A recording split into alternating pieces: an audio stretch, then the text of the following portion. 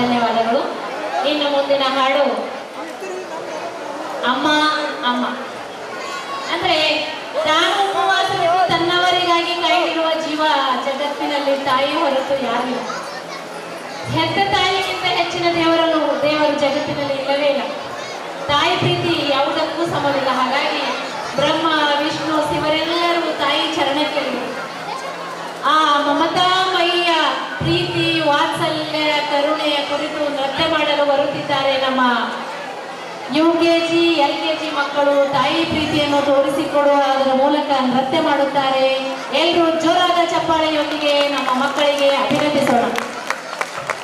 Now hold your breath for another dance performance, which perhaps is one of the oldest form of the world, dancing dedicated to their mothers by LKG and UKG students. Amma Amma, choreographed by Neha Ma'am.